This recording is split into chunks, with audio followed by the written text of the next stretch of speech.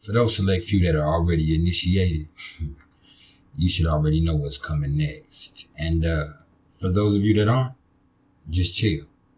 See, we're going to get to the other stuff here in a minute, but what I'm always trying to get everybody to understand is everything is vibration. So, before we do anything else... 3 months, and I'm playing 3 to 1. Any takers? What did you say?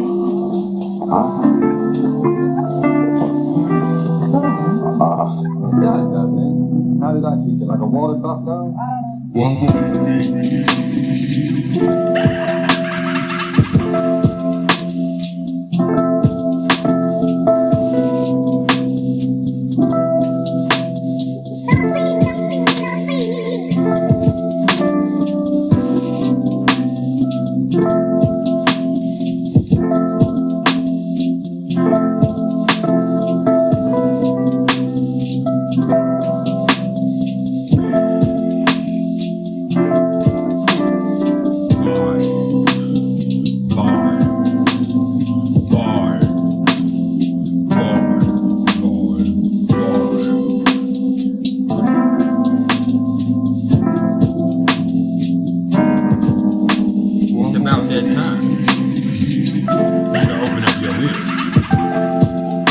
Let me crawl into your mind one time. And you just might like it. Because knowledge is powerful. And it's also priceless.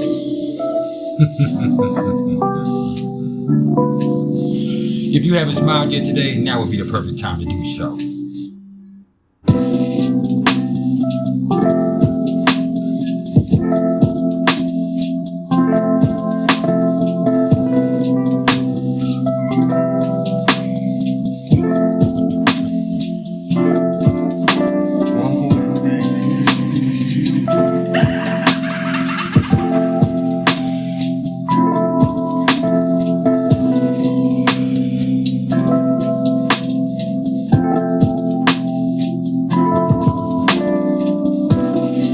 Are just different.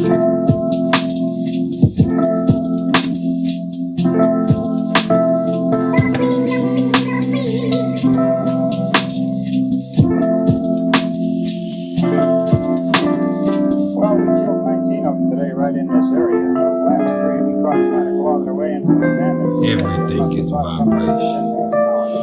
3 months, and I'm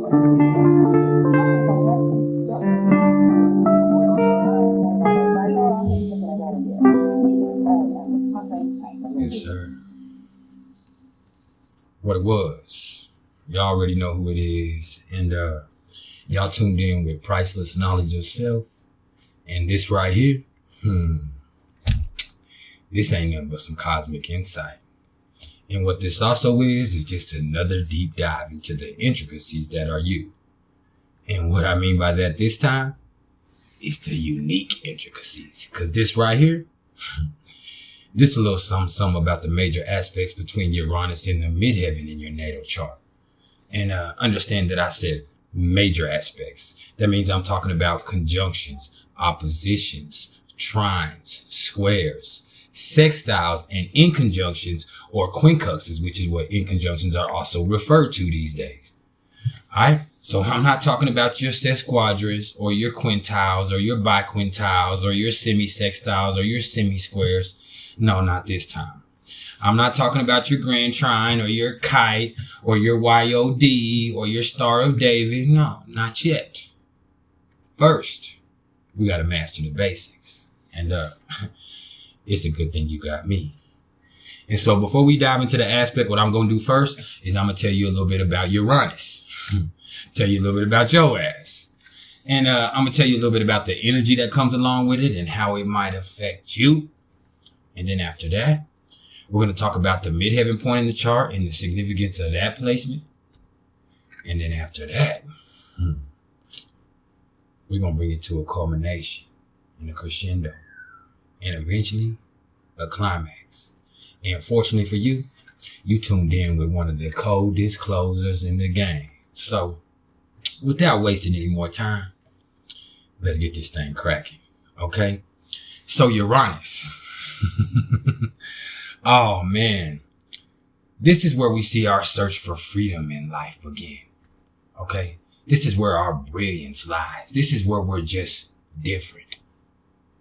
This is the bizarre. This is the unexpected. Okay? You see, the way Uranus moves, who knows for real? There's no telling, man, because Uranus sits on its side and, man, its orbit is just a little bit off. But it can definitely bring enlightenment. And I feel like Uranus raises the vibration of everything it comes in contact with. Okay? And so when we talk about the midheaven, this is the highest point in the chart. Okay? This is what everybody sees you as. This is where you're trying to go. And opposite of the midheaven is always going to be the Natal or the IC. And that's the indication of our roots and our heritage. So this axis of the midheaven and the Natal, it indicates the ways that we grow in life. Okay? Period. Okay? That shows where we come from. That shows where we're trying to get to. And a lot of the times they're connected in polarity, and sometimes they're in conflict. It's really what we do with it. All right? And then square to the midheaven is always going to be the ascendant and the descendant. All right? And the midheaven is really the 10th house cusp. That's where your 10th house starts in your chart. All right? So opposite of the midheaven is where your 4th house cusp starts. All right? But a planet can be opposite to your midheaven and be in your 3rd house or your 4th house, either in the later degrees or in the earlier degrees. All right? Or it could be conjunct to your midheaven and be in the 9th house or the 10th house, either in the earlier degrees or the later degrees. You feel me? So, it ain't rocket science. And if you ever have questions, you can always turn to me. Okay?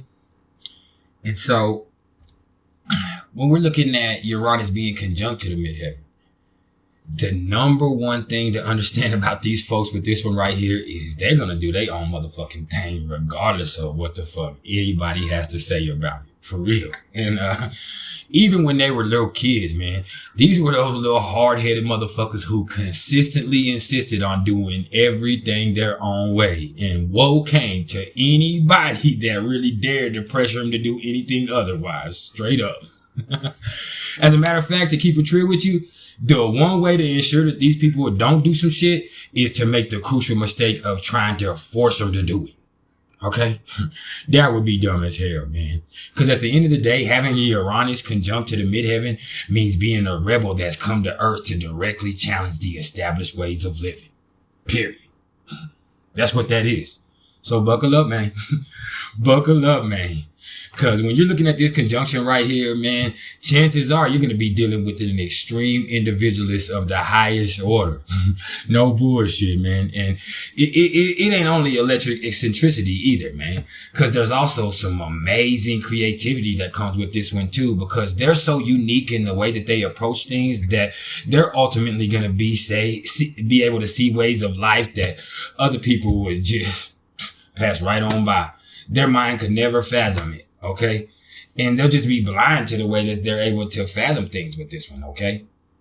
And, I've also seen that more than a few people with this aspect are extremely inventive. So it's really no wonder that careers in the scientific or technological development are so prominent to this conjunction right here. But on the other hand, also understand that nobody, and I mean nobody, enjoys fucking with folks and pressing motherfuckers' buttons more than people with this one either. Cause they cannot stand to see people who are set in their ways at all. Okay, they cannot stand that shit. But the fact of the matter is, man, when you do that type of shit and you live life by that fuck it philosophy, best believe you're gonna end up encountering some issues with the authority. And, whether that be their parents when they're younger or other motherfuckers when they're older who just want them to stop rocking the motherfucking boat and comply a little bit. Okay? You know what I'm saying? Man, especially teachers.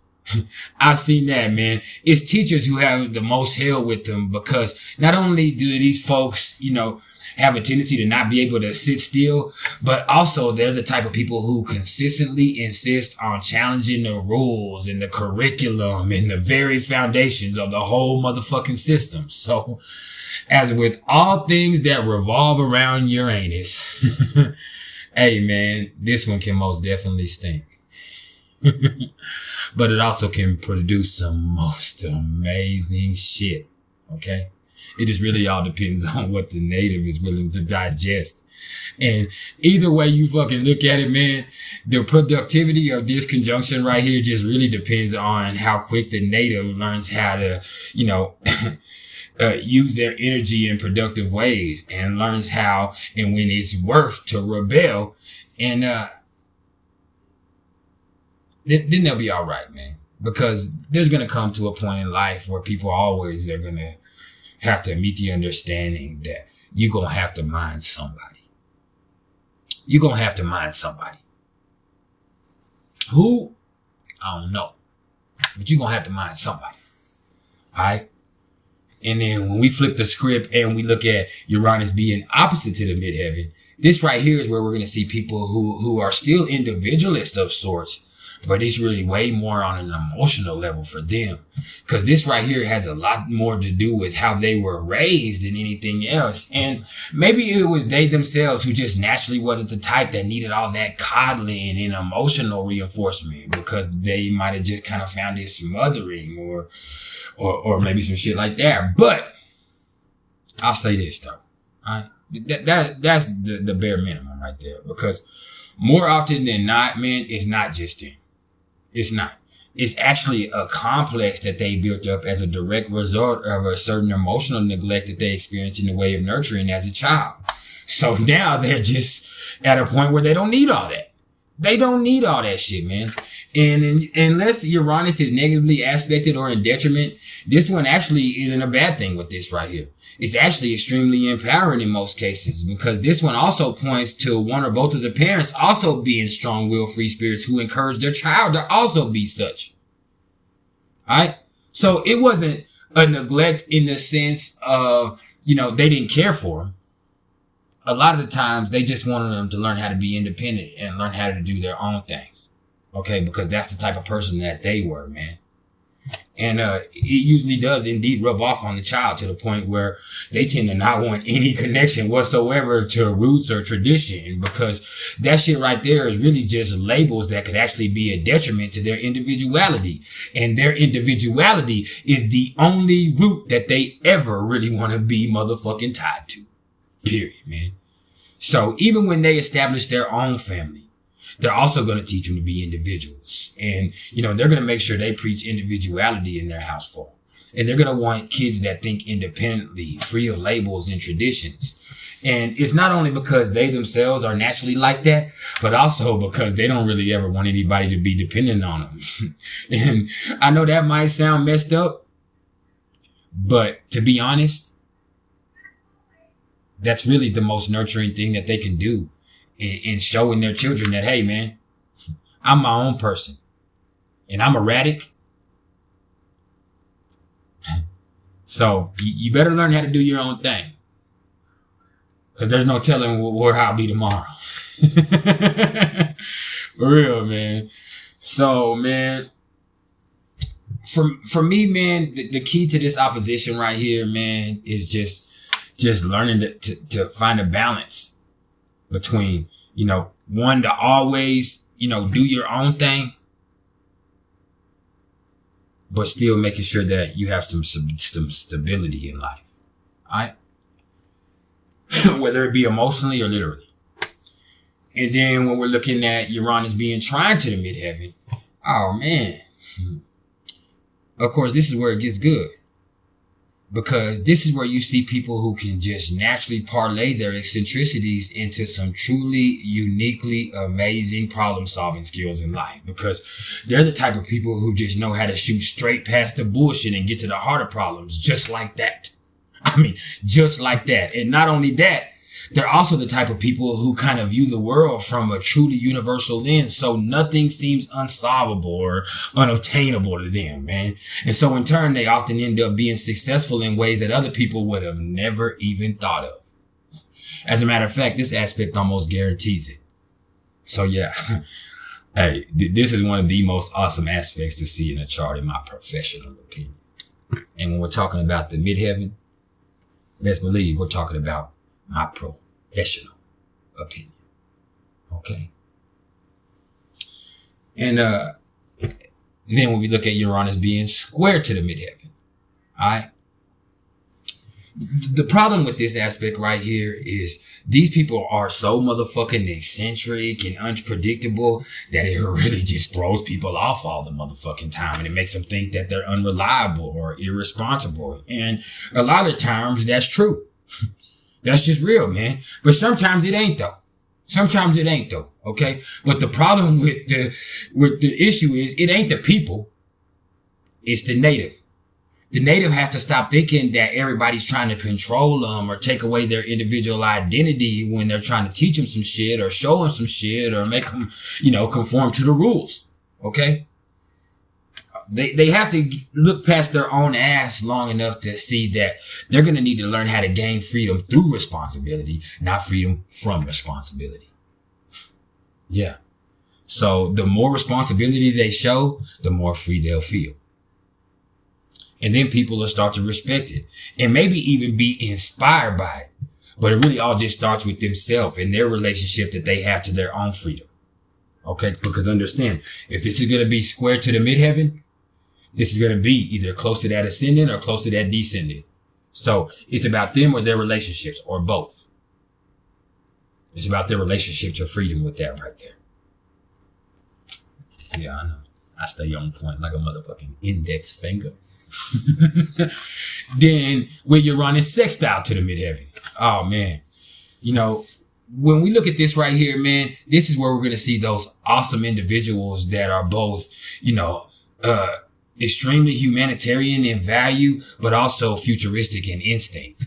And so they're really able to put themselves in positions to win every single time in life, as long as they're able to maintain a certain respect for the necessary steps and authority involved in whatever situations that they're in. And they usually do. That's real, man. They usually do. But more than anything else, what you're going to see here is people who have a divine drive towards blazing trails and developing career paths of their own that really give them the most freedom to effectively utilize their unique skill set in getting shit done. For real. Okay. And, with Uranus trine to the midheaven, Uranus conjunct to the midheaven, with Uranus sextile to the midheaven, this is where you see those astrologers. This is where you see people that are involved in careers that are pointed towards new wave healing. Okay. So just keep that in mind. And then lastly, with Uranus in conjunct or Quincunx to the midheaven, oh man, this is where we're going to encounter some of the world's truly unique people. And while they're always going to be some of the most misunderstood people in the room, that's not always such a bad thing. It really ain't. Especially not for them, because they're always going to end up running into some extremely unique opportunities that are open to them and them alone if they can just learn how to integrate their own peculiar rhythm into the steady pulse of the rest of the world. Yeah, think about it, man. And the thing is, once they do that, and they eventually will. I've seen it every single time, even though they might have to go through a lot of extra shit first. Once they do that, not only will they end up, being wildly successful in most cases, but I bet it'd be fun in a motherfucker too. For real, man. But you don't have to believe a word I just said. Because the truth of the matter is, just because you built like that, you don't have to build like that. And what I mean is we all have all this energy available to us. What you do with it is what you do with it. And even beyond that, it's not about what you do. It's about how you do it. And that's some priceless knowledge in itself. And this has been some priceless knowledge of self. If y'all fuck with me on any level, you should have already hit the like button. That's true, man. But it ain't too late to do so now. and do so in gaining the understanding that it's not for my ego, it's for the algorithm. It just helps me expand the platform. My ego don't need no stroking, baby. It busts off on its own. Alright? And so if y'all are interested in the astrological readings whatsoever, you could hit me up in the comments below, but I just direct you to my email, which is mr.turner1300@gmail.com. And that's actually my preference. And the same thing goes if you want some merch. But understand that I'll sell you all the merch you want. And I'm sure you'll look great in it. But this type of swag that I got, this type of energy that I come with, it's got to be in you and not on you. So let me put it in you.